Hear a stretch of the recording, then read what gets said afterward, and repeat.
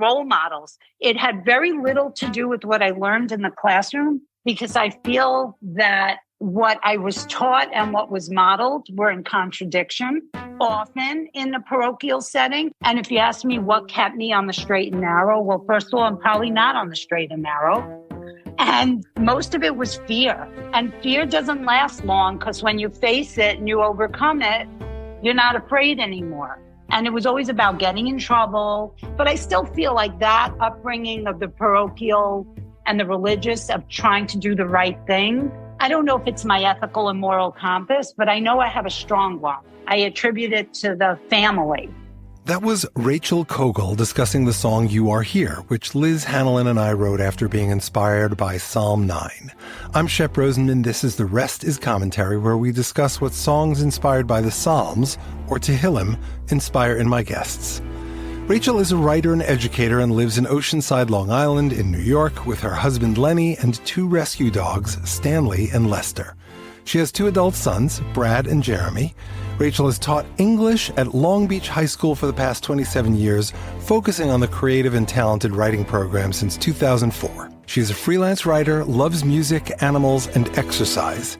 And she is my cousin, among the closest in a fairly large and somewhat tribal family.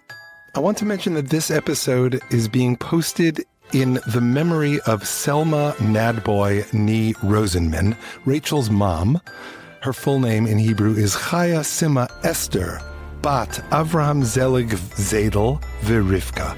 I have so many fond memories of Selma and loved her very, very much. May her memory continue to be a blessing.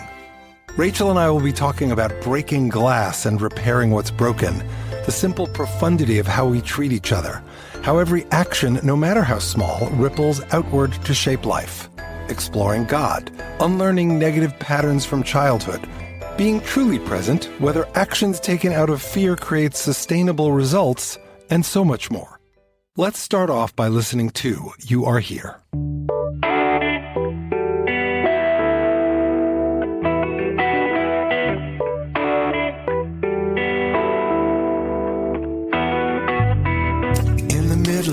Street Mall, the well-lit sign implores us. This way to the hiking shoes, the basketballs, downstairs to the new food court. Straight ahead to the fabulous. The arrow and the red dot say, you are here. Are here. The arrow and the red dot say, you are here. You are here.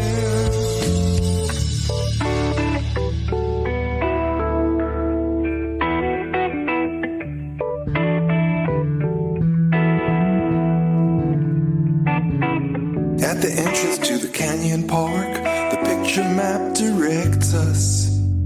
Go right to the boardwalk for the easy trek. Go left for the rocky climb. Straight ahead to the wondrous.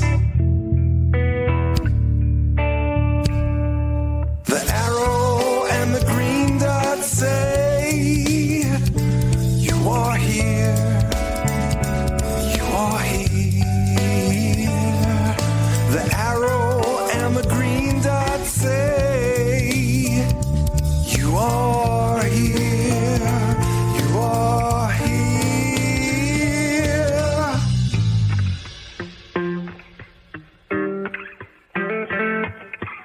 Sour, sweet, salty, sweet, bitter, sweet, sad, sweet, bitter, sweet, sad and sweet, sad and sweet. Can you savor all the flavors?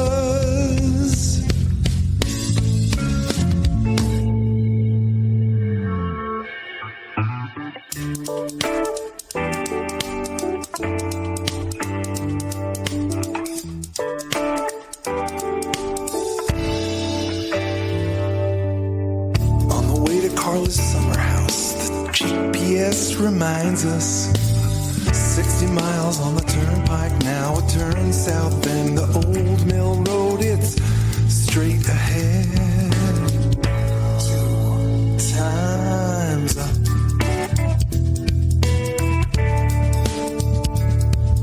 The arrow and the black dot say, you are here, you are here. The arrow and the black dot say, you are here, you are here. Let me kind of start with my usual spiel, which is, in the same way that I was inspired to write this song by whatever the psalmists had to say, I offered you this song in hopes that it inspired something in you, whether love or loathing, questions or commentary, hope or hate. I don't really care. It's just a platform for having a conversation. So for me, this was very timely because I have a tendency to overthink and not be in the moment. So for me, training myself to be mindful of where I am in the moment and just be there and find grounding in that time without catastrophizing or hypothesizing or overthinking things. So for me, that's what it hit. It hit upon that, where am I in the moment? Like, what is real right now? Who am I right now? What am I anticipating? And is that, in fact, being mindful of this moment? So just to get on, I think a lot of it is symbolic of what certain places mean to us, what colors mean to us, what signals mean to us. And it's very easy to forget where we are and who's with us in that moment. And like, we have no tomorrow, we have no yesterday, we have now. Right. So I think that song spoke to me a lot about grounding and mindfulness and awareness and just being in the now. I love to listen to Sadhguru. So he's very much about letting go, but being here now. Someone was interviewing him and they asked him, who is the most important person in your life right now? And he said to the interviewer, you are. Mm-hmm. You know, they were kind of thrown by that because he said, that's not what anyone expects to hear. But if I am with you now, I am with you completely. Yeah. So that the song kind of resonated. So many things. This is not in character for me because I never think about biblical stuff. Or I should say I do, but I don't admit to it. And I was thinking about Bereshit, and I was thinking about Adam and Eve, and when they didn't listen to not to touch the fruit and not to eat it. And then God says to him, where are you? Even though we know God knows, it resonated that with me as well. That moment was God trying to get Adam to be mindful. Is that what you're saying? Yes, absolutely. I think, when we learn it when we're young, we learn it very punitively. And then we're taught, why would God ask that? God is all knowing. He's omniscient. Why would he need to know where they are? And why are they hiding from a being that obviously knows where they are? So it was more about, where are you? In other words, what's your accountability? Where are you right now? And why are you hiding from what you did? And to me, that spoke to accountability, responsibility, stepping up, but also living in the now. Right. It's all connected, but I think a lot of us don't live in the now because we're consumed by maybe guilt or things from the past, and we're afraid to move forward. And just being in the moment is so important to our journey. Right. To being healthy. For sure. I don't have many. One of my good qualities is to be completely present when I'm one-on-one with someone. I can't be in two relationships in the same moment. Mm-hmm.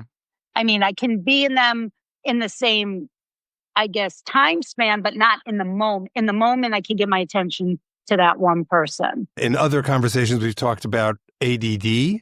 Oh my God, yes. So Poster child. You and me both. Do you feel like the hyper focus you get from your ADD helps you be in the moment with whoever it is or whatever it is you're doing? Yes. I think I always looked at it as I wasn't quite able to do what my classmates were doing. And I used to examine and study their behaviors to see if I could copy them and get rid of my distractions. But then I realized that my distractions and my hyper focusing as a result of it, of being everywhere, actually makes me good at what I do. So it serves me in the classroom because I'm completely present. It serves me in my writing. I'm complete in my reading. And I do think it helps. I see it even in my kids. Unfortunately, one of them inherited it. He can hyper focus as well on stuff. Right. Well, actually, they both can. They both think they have it, but it looks more like my younger one than my older. But yeah, I do think it's a gift in disguise. Yeah. So then it's not unfortunate. No, Brad is the older one. Jeremy's the younger one. And Jeremy always struggled. Like, he would come home from school and I would say, how was school today? You know, he couldn't sit still. And he would say, my teacher has like 6 hairs on her chin. Like, that's what he took away from class. And I was like, here we go. It's mini me coming up the pipe, you know? He wasn't as misbehaved, though. He wasn't misbehaved at all. He just struggled. Got it. You know, it was rough, but we had more we had more knowledge when we were raising him than our parents did. Sure. We were just considered unruly and uncooperative. Right. There was no ADD or ADHD diagnosis when we were kids. No, it was sit down and shut the hell up. Yeah. That's what it was called. And go to the principal or leave the room or, you know, if you couldn't do it. I mean, I never had the right books. I never had anything. Everything was everything all over. And then I didn't really care that much because it was so frustrating. Sure. But had I had someone all those years to teach me organization. Right. I don't remember this about you growing up. Like, you always seemed so on everything, so on top of everyone and friendly with everyone, even though you were also... Excuse me, do you want to rephrase that? Do you want to rephrase that? So on top of everyone? Okay, that's a whole other conversation. Okay, yeah.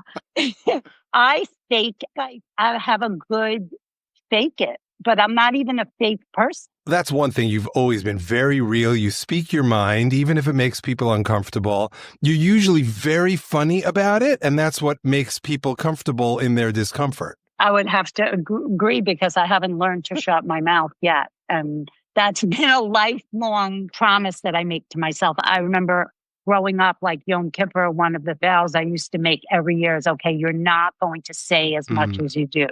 You're going to be mindful of your speech. That lasts maybe till Yom Kippur fast was over. Okay, but it's a good kavanah. It's a good intention. So, yeah, and then I'm wondering how healthy that intention was to stifle something that is inherent in me instead of working with it to understand. And so have you come on the other side of that? Because it sounds like your language as a youthful person, or at least the way you're thinking about it now, you were already seeing mindfulness as a tool. Yes. I try very hard to be self-aware and reflective and very mindful of everything.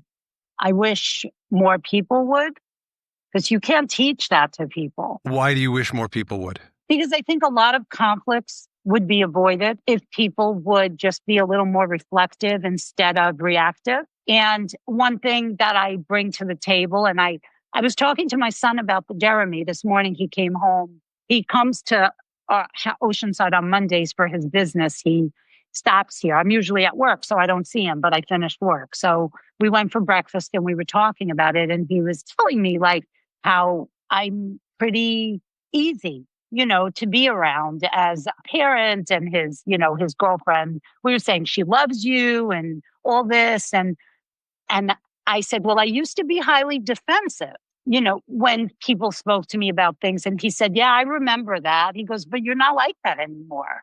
So that was a really big compliment to me, because I remember my brother always saying when I got a note home from school, he goes, I know what she's going to say. He said, she's going to say, it's not my fault. The teacher hates me. Now it's different. Now I look at what I contributed, and it's very empowering because you're not victimizing. How did you make this change? I think it's just maturity, and it took me a very long time to mature. Mm-hmm. Probably longer. I see it in a lot of my students who are very young, that they're already at this part of it. They're already mindful and aware. How old are you students? High school, 9th through 12th. I have 9th through 12th in each class I teach because I teach writing. Mm. So they have to be reflective because we go over their work. Right. And they have to look at it from a critical lens and not be defensive and separate it from who they are. And that's very hard at first because it seems almost personal. And then they learn that it's about the writing. It's not about them. It's about making them stronger. And that's a tool that they can use to navigate life. For sure. Yeah. And I wish I learned how to do it without feeling I was no good or that I had to be defensive or I had to argue my point. Where did that come from? Nervous breakdown. No, if I'm going to be totally honest, it came from leaving what was comfortable and uncomfortable in the way I was raised and heading in a different direction for what felt good for me. And doing that for myself without worrying about how it would impact my parents or my siblings or the community by being maybe very different, or because it used to be considered rebellious. Right. My way of looking at things, it was considered just wrong or rebellious. And then saying to myself, well, actually, this is your gut, your intuition. This is something that's native and organic for you. You have to listen to it. You don't have to be fighting with people. You just have to take care of you. And once I started being my own best friend, I think that's when it happened. That's beautiful. And when did that happen? Were you 18, 20, 30? 36, it started. I'd say by my 40s, it was flourishing. And in my 50s, I feel the freest. I think a lot had to do with, my parents were still alive very much in my 30s and my mother died when I was 42 and very much didn't want to create any stress or anxiety for them. The way we were raised, it wasn't necessarily about us. It was about if I did something, my mother immediately thought she did something to cause it. Yeah. So you carry that. For good and for bad, though. Yes. But for me, it was like carrying the weight of not wanting her to feel responsible for my choices. And then when I set that free, and I was able to do that because my father had Alzheimer's. So those choices no longer really impacted him throughout my 40s. Right. And he died right before I turned 51. So it's amazing that you remember the ages. Oh, I remember. You remember your first loss.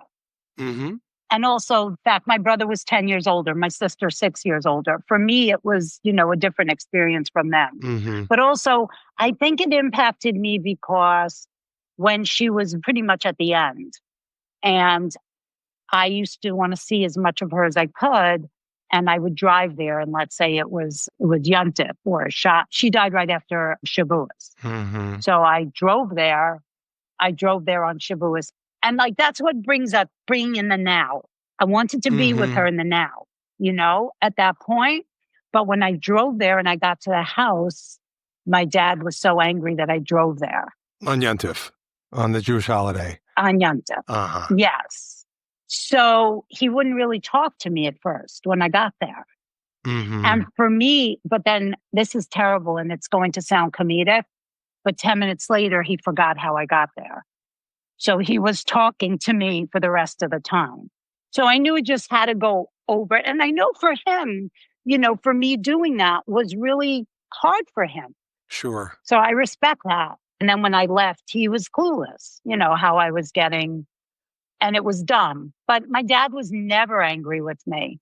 My whole life, he was never angry with me, ever. He never expressed a harsh word. That's amazing. Yeah. He was a very, very gentle soul. I mean, I experienced your mom as having a cutting sense of humor, but I never saw harsh words come from her, but I wasn't her kid. Yeah, I don't think she'd want that on a podcast. So my mother was highly reactive until she got the treatment she needed. Mm-hmm. Mm-hmm. And, in our family, I always felt that everyone thought it was okay to lose your cool, to lose your temper, as long as after you just said, oh my God, I lost it. And that was, but no change in behavior was ever required. Right. And that was the change I wanted for my family. I didn't want my kids growing up with that. Yeah, same here. So I think that's all part of this. So that's all. And Lenny, too, he grew up in a very volatile atmosphere. So for both of us, we had to unlearn it and we had to be. So that's part of what you're saying. Like we had to unlearn the past and be in the now. All the time. Like what's a red light? What's a green light? What's a red sign? What's a green sign? And it's been a real labor for both of us to unlearn what we grew up with. Is it still an issue?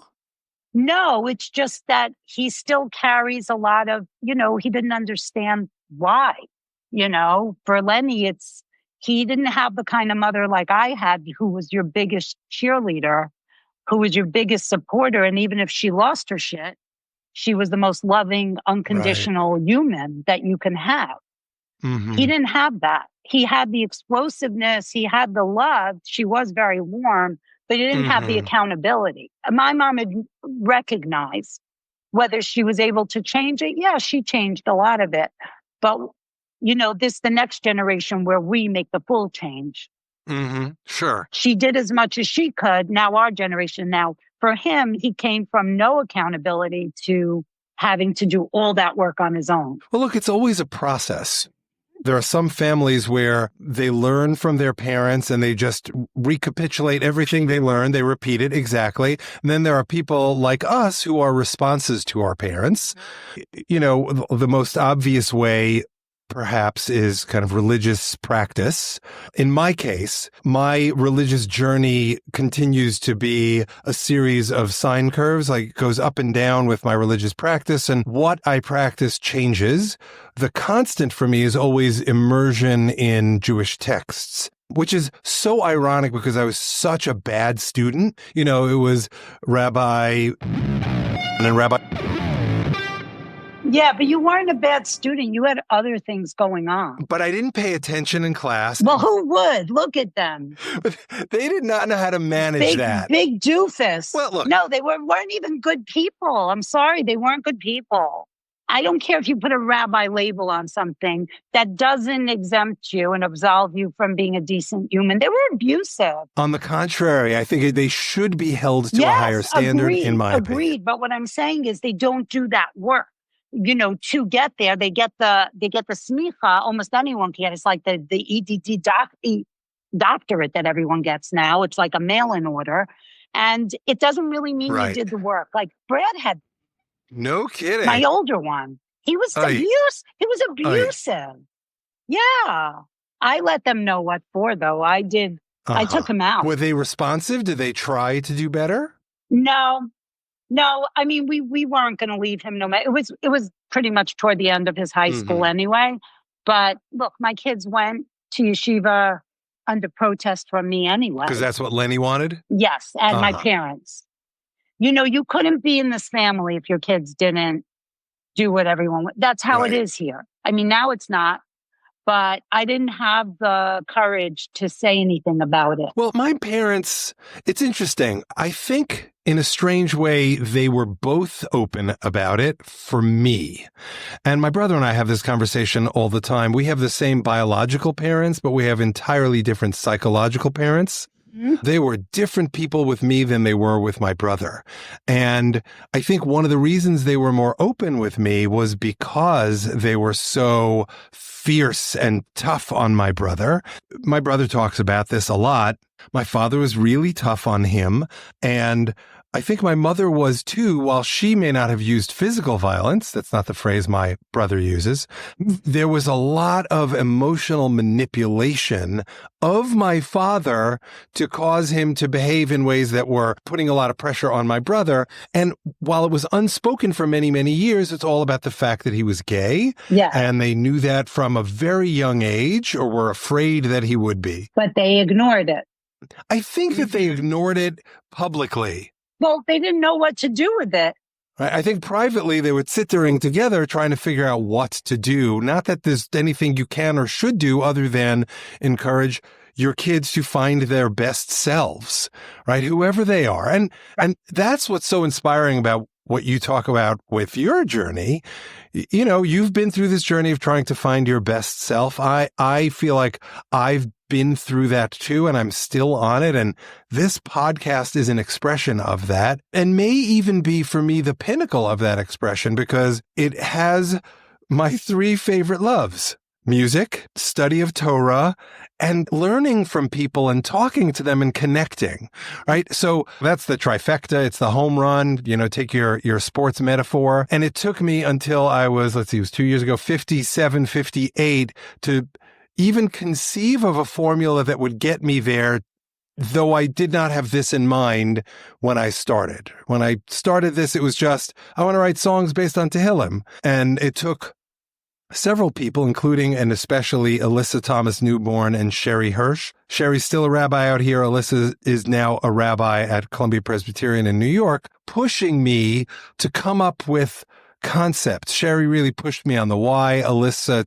pushed me on the what. And I think that I'm still figuring it out. And I think that these conversations are very, very helpful in that regard. Mm-hmm. But I want to come back to something you said earlier, because I think it's related to this. You've talked about being in the moment and being mindful, and you talked about the mindfulness on Yom Kippur to speak less, or being mindful of your speech is what you said. Yeah, well, to control my speech a little more, filter it, and, you know, not get involved in things that won't benefit me in the long run, or that give me panic after I do them, that it wasn't a good idea.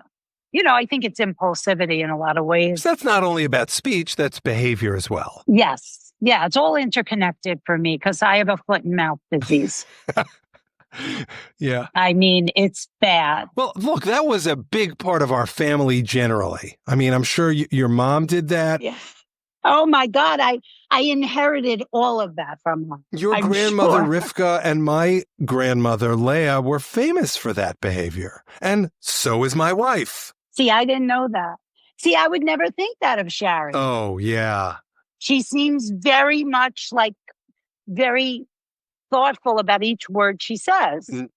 I guess I haven't had that many interactions with her, so I don't know. But in initial encounters, she's more discreet, controlled. You and she have seen each other so rarely that each one is like a new initial encounter. She's also worked very hard at this issue because she wants to have less of a foot in mouth disease. She just wants to speak her mind and do it in a way that hopefully people don't find offensive. And it's the hopefully that allows her to just go ahead and do it. And she's learned how to be charming about it over the years. That's good. And when she's not charming, you know, gay and dread is what my father would say. Actually, what he would say is, fuck them if they can't take a joke. Right. And also, we're coming from a generation where we're learning that other people's reactions to what we say is not necessarily our problem. You know, I'm not saying you could say whatever you want, but people respond with their own personal issues to everything. And what we might think is a very, would say, parve remark might be a trigger for someone. So you can't always be polishing your speech. And I think one of my good character traits is that, yes, I shoot straight from the hip. No one has to second guess it. If I'm your friend completely. I don't half-ass relationships. If it's a half relationship, it's not for me. Right. You know? And I think that's part of it. And mostly we grew up knowing that, you know, Lashon Hara was a terrible thing. You remember Kenny Hershon, my boyfriend, when we were growing up, he became a rabbi. He used to buy me sefarim, like as gifts. And I would be happy with a pocketbook, with, you know, flowers, with some candy. But he would bring me one of the books he bought me, I remember to this day, was called Guard Your Tongue. And that clearly was him saying nicely, like, Yeah. So he had me read it. I read it. I understood it. It made me more anxious and depressed because they tell you in the book not even to speak good things because it could invite bad. Sure. And I'm like, so should I? It didn't resonate with me at all. And then when I married Lenny, I still had the book and he loved it. So, he's reading it. He's like, you're throwing this out. I'll take it. So you could see this has been a pattern of mine for my life. Here's the thing I wanted to ask. I'm going to reflect my experience and tell me whether there's any truth in that for you or whether you were forged in opposition to it. In my case, the Musser movement from Kenny Hirschhorn and wherever else I got it in high school and even in college, I felt like it gave me concepts to bring into my life. Speak positively, do positive things, support the people around you. Don't put yourself in situations that you know are going to create problems for you. Those are all 40 some odd year later versions of the lessons I learned in those books. And now there's a whole movement around it. You can go online and be part of the Musser movement, and you don't have to be religious at all. It's just about kind of being a good person in the world and, trying to improve the way you behave towards others and, of course, towards God, if that's part of your world. Tikkun olam. So, yeah, tikkun olam. Exactly. Well, look, for me, I believe that that's the, in quotes, Jewish mission. And the reason why I put Jewish in quotes is because I don't think it's just for Jews. No. I think Jews got the ball rolling, at least the way our Torah presents it. And our liturgy says to us, go out there, behave in a way that people can learn from. That's what it means to be an Or LaGoyim. Not that Jews are in any way inherently better than anyone else. And frankly speaking, many Jews are worse. But we are supposed to go out there and fix the world through modeling good behavior. And of course, there's a myriad of debates we can have about what is good behavior. Is it the 613 mitzvos? Is it some of them? Is it that which you find through exploring them? Or is it just what you learn by observing other good behavior and take God and the Torah out of the mix? Anyway, I think the question that comes at the end of this for me is, to what extent, notwithstanding the fact that you've pulled away and, as you put it, rebelled, to what extent are the lessons of your youth from elementary school and high school and that your family gave you about religious practice, to what extent is that still part of your life without thinking about it, because it's just something that's natural to you because you think that is who you are and is good? And to what extent have you kind of rejected particular things? Well, so it's interesting you make all these comments being an Orla Gayim, and I like to say Orla Olam. That's beautiful. But I think for me, it's funny. I officiated a wedding yesterday. Don't even ask how this came about. I love that. And one of the parts when I was explaining the Jewish traditions under the chuppah, one of the things we were saying when I was explaining the breaking of the glass was about remembering the others who are not fortunate, and as Jews, our responsibility to repair what we see as not whole and to try to make beautiful what is broken. But it bothered me to say, as Jews, okay, the crowd was very mixed. It was a Japanese Jewish girl marrying a Chinese Jewish boy. It was very interesting. It was a student I had many years ago, a lawyer in Tacoma, Washington. She lives in Tacoma Park now and had asked me to do this for her. I didn't want to. That's a whole other story, but I can't say no. I love this girl. She's wonderful. Anyway, when I was explaining that, you have to be reflective when you're writing these parts of the ceremony and see, can I say something if it's bullshit for me? Right. And I realized for me, it's not, because the reason I teach is to make the world better. It sounds corny and cheesy, but there's nothing I do during the day in my life with my students that isn't about getting them to be healthy, mentally, emotionally, spiritually. Physically, I try, but that's really not, you can just model behaviors. And it's all about modeling the behavior. And what was missing for me is how I behave, and what I have intrinsically grown up with, I would say, is more the fact that I grew up with very loving parents, siblings also that I know would do anything for me. So it was role models. It had very little to do with what I learned in the classroom, because I feel that what I was taught and what was modeled were in contradiction. Often in the parochial setting. And if you ask me what kept me on the straight and narrow, well, first of all, I'm probably not on the straight and narrow. And most of it was fear. And fear doesn't last long because when you face it and you overcome it, you're not afraid anymore. And it was always about getting in trouble. But I still feel like that upbringing of the parochial and the religious of trying to do the right thing. I don't know if it's my ethical and moral compass, but I know I have a strong one. I attribute it to the family. I see it in my brother, I see it in my sister. Where anyone is lacking in one area, they really care about the welfare and being of others. And I don't know if it has a lot to do with what I'm reading. I mean, Torah, the stories are nice, but it was more punitive the way we were taught things. Maybe you had a different experience. I'm 1,000% with you on that. The way we were taught, it's all about, the God of vengeance, and the only way, even though we were taught to say, V'ahavta es Hashem Elokecha, love God, your God. And so love is a component. It was all about the yiras shamayim, the fear of heaven. Yes. And I feel like that's how parenting was back in the day, too. You had to fear, the wrath instead of your parents bringing you to understanding what works in a family. Right. And I think that's where we're coming out, is to try to make that change, affect that change so that religion is more beautiful overall, because it's not about getting in trouble or being punished or committing sin. And this is why I love studying Jewish texts, because, we were taught what we were taught, and you acquired whatever knowledge you acquired from that teaching. But when you actually immerse yourself in the texts, it's so much more nuanced. My favorite example is actually connected to the breaking of the glass.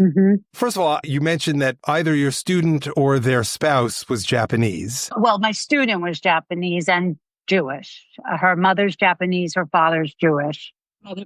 That's amazing, because the breaking of glass, there's a Japanese tradition, I think it's called kintsugi or something like that, where you take cherished broken, vases and glasses, and you glue them back together, and where all the cracks were, you put gold. Wow. And they take this brokenness and make something very, very beautiful with it. That's what they're doing with they're making a mezuzah. Oh, amazing. So that's a mezuzah kintsugi or whatever it's called. But I wish we should have done this a week ago. I could have said that. I could have sounded like I know something. For their 10th anniversary. So the breaking of the glass has its roots in the Gemara. I mean, the story is told in the Gemara, and I really forget who it is. I should look this up. Well, if you're looking for me to give you the name, I don't have it. Shopping. All of the rabbis are celebrating at a wedding, and it went a little too far, according to this Talmudic story. It went so far that the most powerful rabbi inadvertently killed another rabbi. Oh my God. I thought you were going to say he broke a glass. That's the first part of the story. The next part of the story is the rabbis are getting out of hand. They know how to party. And so another rabbi then breaks a glass because he didn't want the rabbis to be too happy, and the breaking of the glass is somehow, it's a valuable item, it got them to sober up, if you will. And in discussing this particular thing, it connects back to one of the other Psalms that tells you, Gilu bir ada, rejoice in trembling. So when you get past the God of vengeance that we were brought up with, what the Torah is really trying to say is ahava and yira, do both and find the right balance to engage the world in. You have to tremble in the right moment. You have to find joy in the right moment.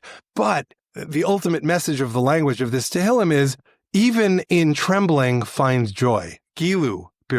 Well, so there was a girl in my class who found a lot of joy in trembling. What do you mean? Just saying. I can't talk about this on the podcast. And I'm going to tell you, it was in highlight in 8th grade in front of all of us. Wow. Yeah. Wow. And it took me till I was like 30 to figure out what the hell she was doing. Wow. Sorry. I was so naive. I had no idea any of that was going on. Me too.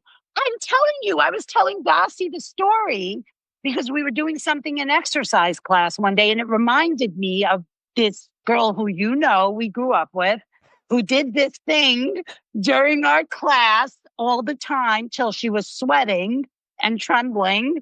And for years, I just didn't know what it was. And then one day, a few years ago, and I'm watching everyone in the class in a specific thing, and it hit me, oh my God, that's what that was. And she must have had some very terrible things going on at home to create that.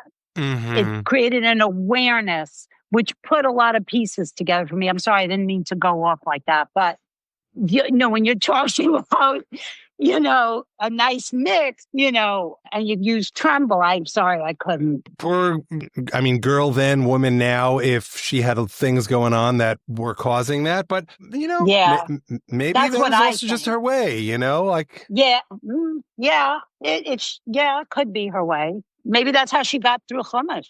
Exactly. I mean, I couldn't.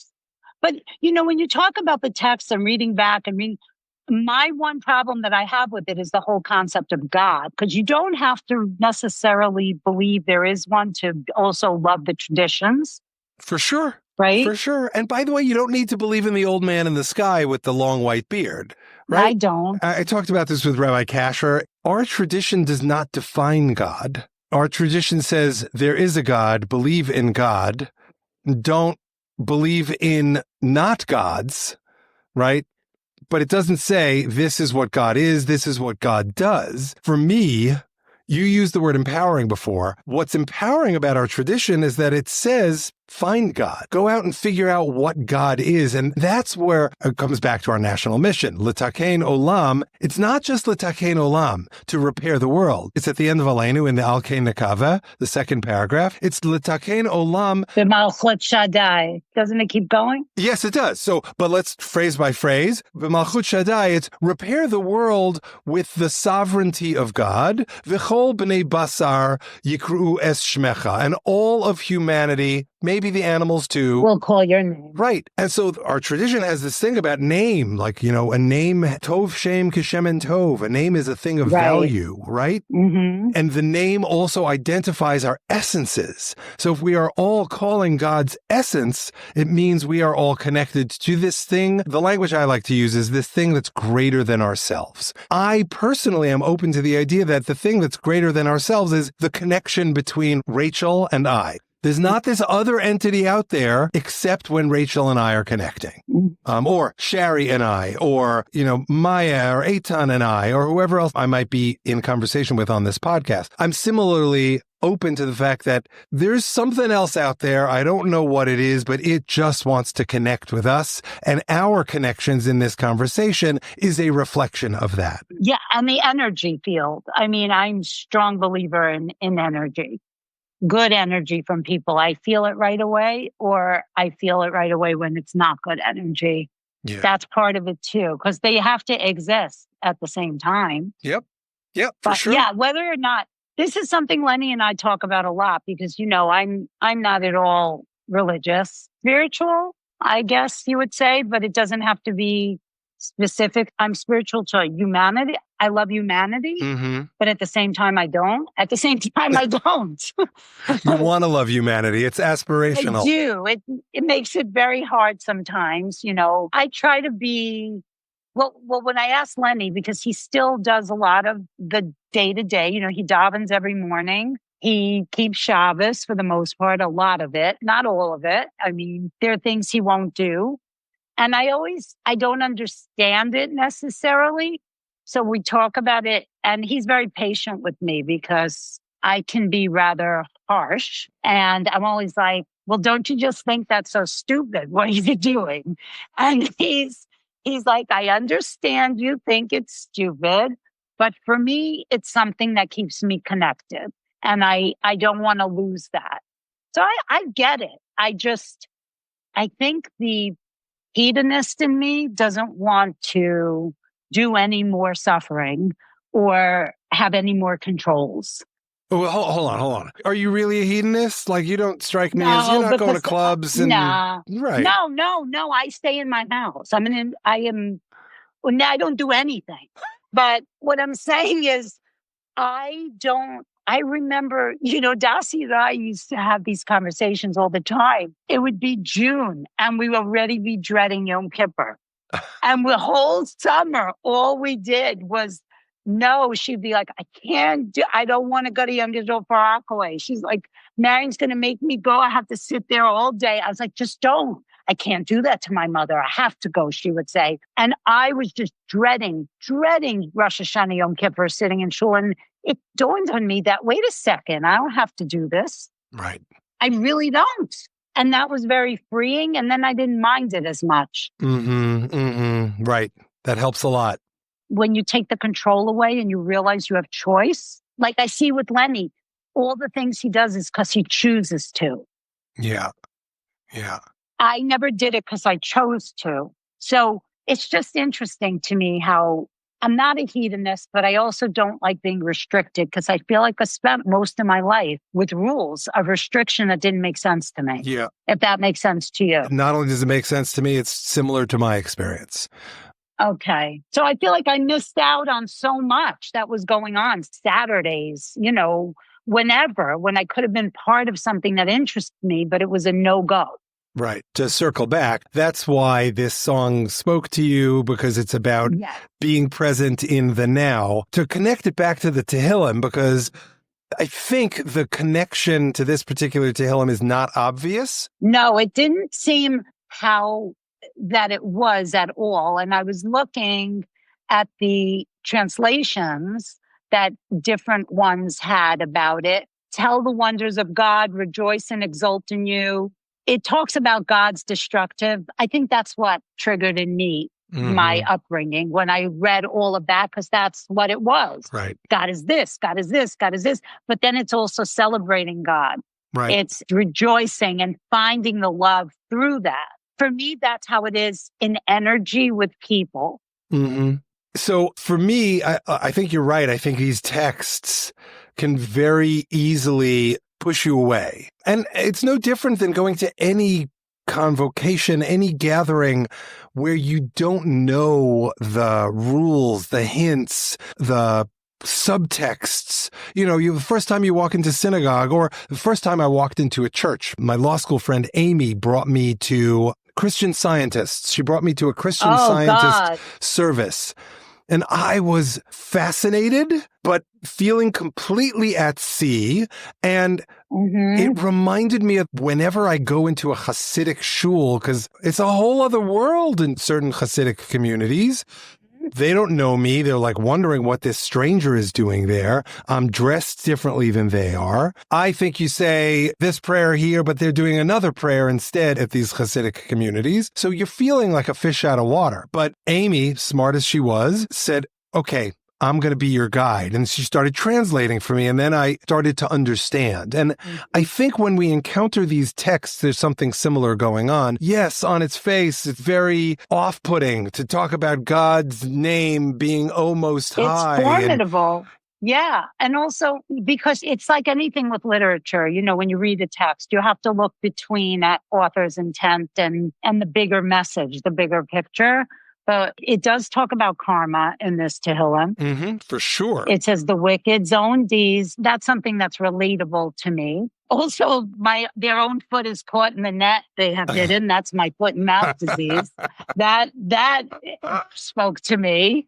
And also to know that you're not being ignored if you're suffering, because we don't understand suffering. We don't understand. Like, I'll never come to terms with my mother suffering, my grandmother, the Holocaust. Sure. I mean, it does speak. I think for me, once I see the name of God written so many times, I don't even engage. Yeah, I understand. And for me, I've learned to dive in. It used to be despite that, and now it's because of that. But to get to what to me is the essence of the psalm, it comes in verse 14, which in the Sfaria translation that I picked many, many moons ago was, have mercy on me, O Lord. Actually, it comes in 15. Have mercy on me, O Lord. See my affliction at the hands of my foes. You who lift me from the gates of death, so that in the gates of fair Zion I might tell all your praise. praise. I might exult in your deliverance. And for me, the key there is there's this concept, even in the moment of death, even in the moment of crisis when the world is against me, I am still thinking about, it's not an accident that the directors of the Matrix series called the place where people were living while the machines were controlling them Zion, right? It's a place of life. It's an aspirational place. Even though in that movie they wanted to control the machines and get back to, the top of the world, live on the earth, on the land itself. I think this too is talking about something beautiful that we have to look forward to. In the context of this psalm, it's Zion, it's the Beis Hamikdash, but in particular, it's the temple, which will be rebuilt eventually. So it's a messianic thing that's saying this is my read of messianism, when we humans are able to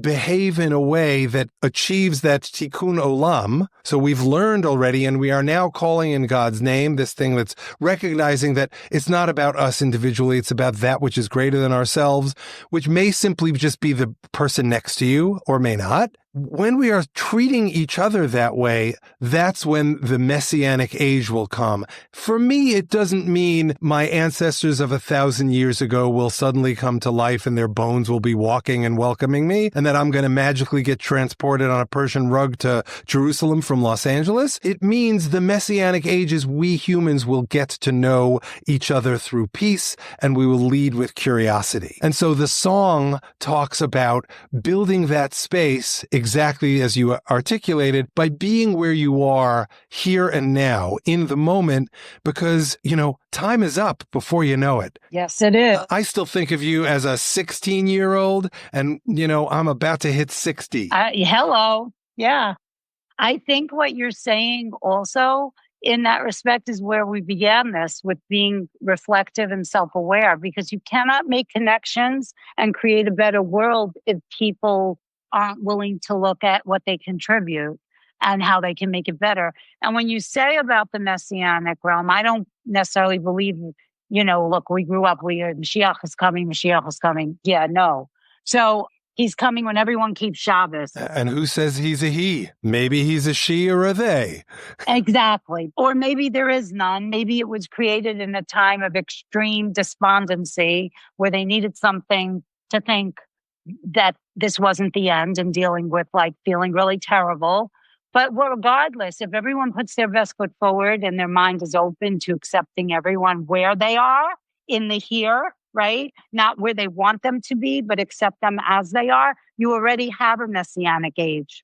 You don't need redemption. That's beautiful. And that's kind of where I'm saying, I want my focus is with what I do with my students, what I try to do with my kids, my own kids.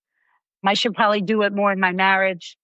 But, it's that accountability, responsibility. If everyone took it and not said, I have this conversation all the time. I'm sure you do too. Or Shari does. I think she's vegan. Pretty much. Is about, everyone says to me, what is your one thing that you not eating this going to do? It doesn't mean any. I said, but everything mattered. One person invented, one person is a generation.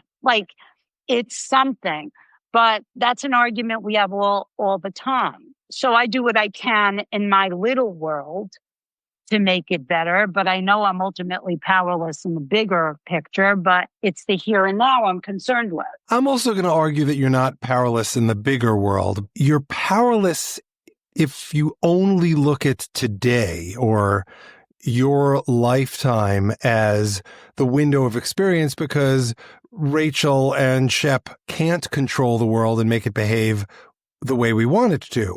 But what we can do is, and honestly, this is why I'm doing this podcast. This is a legacy project for my kids to have these kinds of conversations so that, we have the conversations in other contexts, but having me have the conversation with someone else allows them to hear these conversations in a non-threatening way. I'm not trying to influence their behavior directly.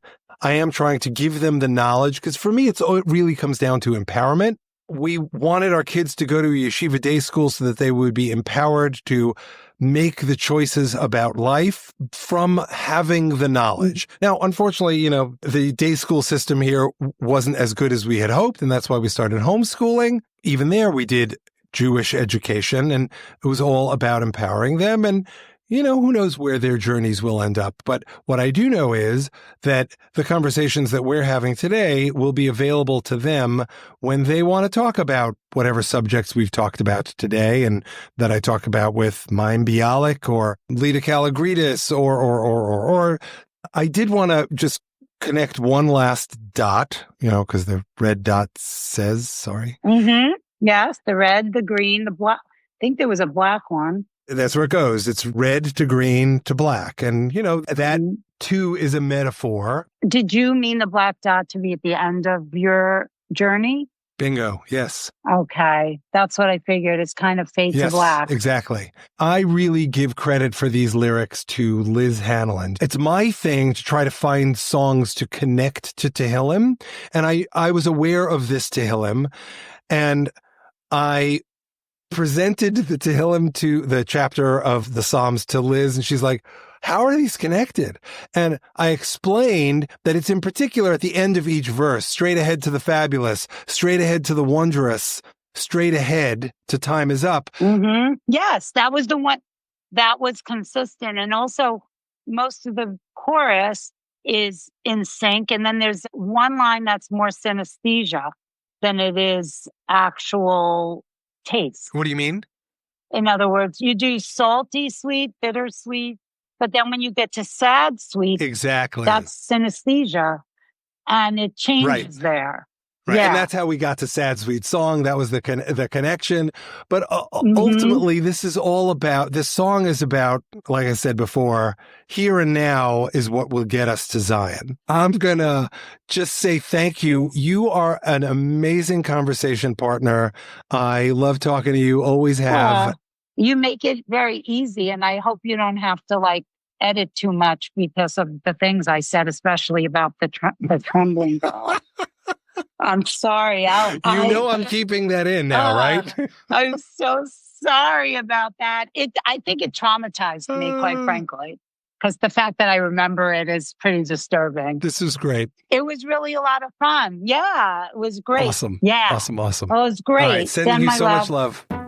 Thanks so much for listening. Special thanks to Rachell Koegel for joining me, to Emil Stern and E. Rose for their help in producing this episode, and to Jessica Chana Sweedler for her help on social media. You can find You Are Here and all of the other songs in this song cycle on most platforms that stream or download music, including Spotify and Apple.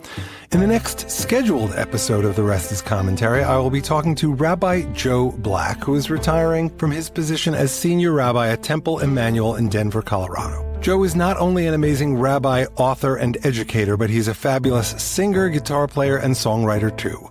You can find out more about him by checking out his website, Rabbi Joe Black. That's Joe, J-O-E, Black, and Rabbi are spelled as you'd expect, including finding his albums Wire and Wood and Praying with Our Feet. In our episode today, we will discuss songs and relationships as divine gifts, the role of spirituality in creativity, the importance of collaboration, managing dual identities, like being a rabbi and a musician, managing dual identities of being a friend and a rabbi, exploring the stages of spirituality, the profound insights and personal growth that come from simply having conversations, lack of awareness as an element of idolatry, and so much more. All inspired by Rabbi Black's thoughts after listening to Endless, which was inspired by Psalm 42 and written by Liz Hanlon and me. Please join us.